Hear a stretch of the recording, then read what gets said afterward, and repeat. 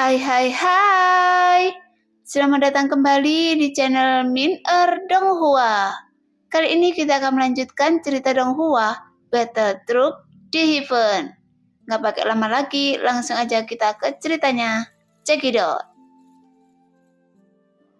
Anda jangan melihat dari batas waktunya. Meskipun ini memang membutuhkan waktu yang sedikit lebih lama, namun jika dipikir baik-baik, dengan waktu 77 dan 49 hari, keberuntungan apa yang perlu Anda capai untuk menembus selangkah ke-8 atau bahkan ke-9 keabadian Kaisar? Jika dibandingkan dengan kultivasi Anda sebelumnya, kultivasi Anda bisa cepat seperti dewa. Yuyan segera menjelaskan manfaat tentang kultivasi ganda. Mendengar itu, Xiaoyan menatap wanita dengan pipi memerah di depannya, sehingga mau tak mau itu mengingatkannya pada kejadian yang terjadi di pasir kuning sebelumnya. Seorang wanita telanjang mengejarnya dengan putus asa, yang membuat Xiaoyan merasa takut.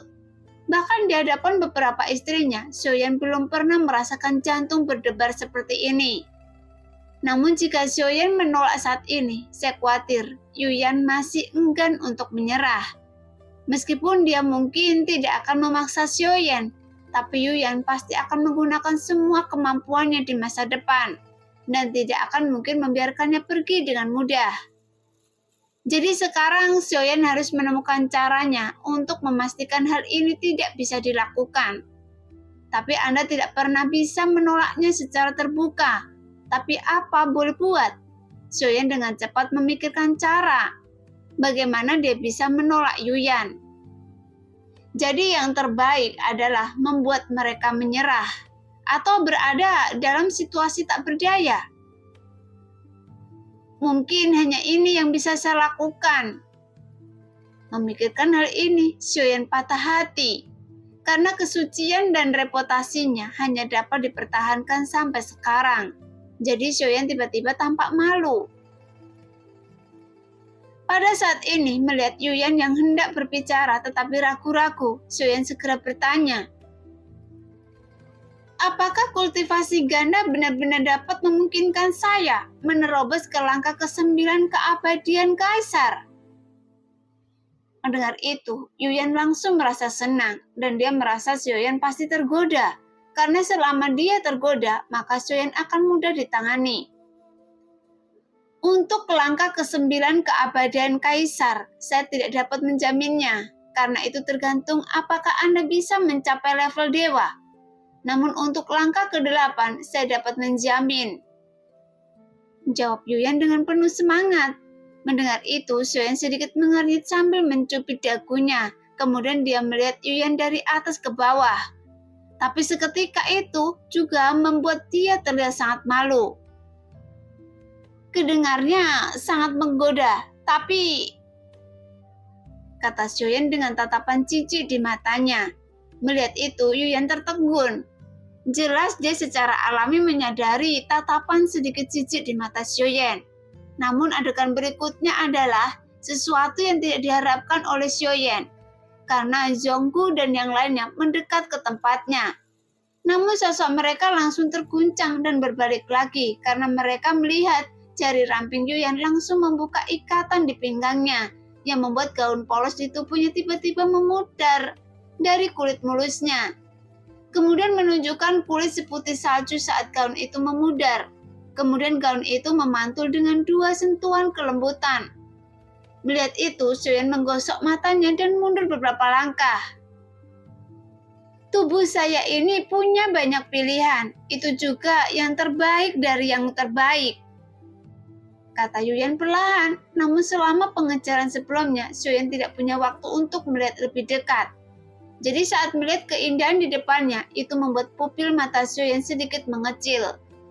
Karena dia melihat pada bukit putih yang menjulang, 2 titik buah ceri yang berwarna merah muda dalam beberapa gambaran di dadanya. Tapi itu adalah sentuhan akhir dari gambaran ini. Bukan itu masalahnya, itu terutama karena saya. Xiaoyan benar-benar tidak punya pilihan, jadi dia berkata dengan ragu. Meskipun keindahan di hadapannya memang terlihat sangat sempurna, Bahkan hal ini membuat jantungnya berdebar kencang secara tiba-tiba. Tapi Xiaoyan tidak memiliki keinginan yang kuat untuk melakukannya di hatinya. Sebaliknya, Xiaoyan sedikit takut. Bagaimanapun tidak ada kasih sayang di antara mereka. Tapi Yuyan ingin menggunakannya sebagai tungku. Jadi ketika Xiaoyan memikirkan hal ini, Xiaoyan merasa sangat jijik di dalam hatinya. Saat melihat ekspresi Xiaoyan, mata Yuyan tiba-tiba melebar. Bahkan ada sedikit rasa jijik di matanya.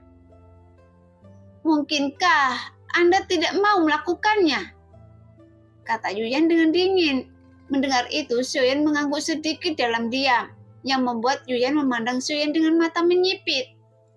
Dia jelas tahu bahwa Xiaoyan tidak mudah untuk ditipu, tapi saat dia mengambil 2 langkah ke depan, sosok anggun Yuyan sudah merangkak ke tubuh Xiaoyan, sehingga Xiaoyan diam-diam mengatakan sesuatu yang buruk dia dalam hatinya, dan segera memadamkan api jahat yang baru saja muncul. Setelah beberapa godaan, telapak tangan Yuyan terulur ke bawah perut Xiaoyan. Kekecewaan mendalam muncul di wajahnya. Itu memang luar biasa, tapi mungkinkah ada masalah dengan avatar Anda? Kata Yuyan dengan tak berdaya. Segera Yuyan mengeluarkan gaun panjangnya yang anggun dan memakainya kembali. Mungkin karena saya tidak merasakan apa-apa. Bukankah dibutuhkan sedikit emosi untuk melakukan hal semacam ini? Xiaoyan berkata sambil tersenyum pahit. Emosi? Saya tidak berharap Anda menjadi cukup menarik. Yuyan menutup mulutnya dan tersenyum. Faktanya selama pihak lain tidak melepaskan pakaiannya begitu saja, itu memang terlihat cukup normal. Tidak masalah, saya memiliki pil naga sejati Juyang di sini. Jadi seseorang dapat membuat Anda tetap berdiri dan bisa mengubah Anda menjadi naga sungguhan. Yuyan membalikkan telapak tangannya, kemudian 2 botol giok muncul di telapak tangannya. Tepat saat Xiaoyan sedang berpikir, tiba-tiba ruang di sini tiba-tiba bergetar. Pada saat yang sama, sebuah cahaya biru menyelimuti langit, dan dalam cahaya biru itu, mereka berdua dapat melihat sebuah bayangan hitam terkondensasi darinya. Melihat itu, mata Yuyan dan Xiaoyan langsung tertarik. Kemudian bayangan hitam itu pelan keluar dari cahaya biru tersebut. Sosok ini mengenakan jubah hitam lebar yang menutupi tubuhnya sepenuhnya. Apakah Anda yang membunuh pengikut saya? Segera tawa pelan dan melengking perlahan terdengar dari balik jubah hitam longgar. Mendengar itu, ekspresi Yuyan berubah serius. Karena ini tidak pernah terjadi sebelumnya. Sungguh orang yang sangat sombong. Siapa Anda? Kata Xiaoyan dengan sedikit bingung, melihat sosok yang tiba-tiba muncul dan berkata dengan nada yang tidak bisa dimengerti. Saya tidak tahu apa yang Anda bicarakan. Meskipun Xiaoyan sedikit bingung, dia juga dengan cepat berpikir, sehingga tiba-tiba dia terkejut di dalam hatinya setelah memikirkannya. Mungkinkah orang ini adalah yang dibicarakan Neng Yo sebelumnya? Tepat saat Xiaoyan sedang bingung, tiba-tiba sosok yang mengenakan jubah hitam lebar itu sedikit bergetar. Kemudian Xiaoyan melihat titik cahaya yang tak terhitung jumlahnya datang dari sekelilingnya. Kemudian jiwa yang tersisa mengembun di depannya, dan kemunculan sisa jiwa ini tidak lain adalah Neng Yo. Orang ini adalah pemimpin di balik istana surgawi, kata Xiaoyan sambil menghirup udara dalam-dalam. Bagaimanapun hati biru istana surgawi adalah kartu truf dari Raja Roh ini. Dan orang ini adalah keberadaan di balik hati biru yang diberikan kepada para Raja Roh. Jadi ada kemungkinan bahwa sosok yang mengenakan jubah hitam yang muncul di depan Xiaoyan adalah keberadaan yang ditakuti oleh Nanfu. Anda telah membunuh 2 pengikut saya. Anda sangat berani. Suara di balik jubah hitam itu sangat tajam, bahkan nada bicaranya agak kasar. Mengapa saya tidak bisa membunuhnya? Meskipun Xiaoyan merasa ngeri, namun di depan sosok tinggi dan lurus itu, Xiaoyan tidak menunjukkan rasa takut sama sekali. Nada yang sombong, Anda hanya seekor semut, tapi beraninya Anda membuat kesalahan di depan dewa ini." Segera jubah hitam lebar itu pelan mengangkat kepalanya saat berbicara. Tepat ketika Xiaoyan melihat wajah itu dengan jelas, itu membuat mata Xiaoyan langsung menyusut. Karena apa yang muncul di balik jubah hitam itu bukanlah wajah manusia, melainkan pusaran biru seperti topeng. Seolah-olah ada bintang di dalamnya, dan bintang-bintang itu seperti bergerak perlahan. Namun saat sosok itu mengangkat kepalanya, tiba-tiba krisis hidup dan mati yang sangat kuat menyelimuti hati Xiaoyan. Bahkan meskipun Yuyan ada di samping Xiaoyan saat ini, tetapi Xiaoyan tidak bisa merasakan rasa aman sedikit pun. Mungkin jika tubuh Yuyan adalah nomor 4 yang asli di sini, mungkin Xiaoyan masih memiliki harapan. Namun wanita cantik di hadapannya sekarang, meskipun dia sangat kuat, tapi dia hanyalah avatar dari nomor 4.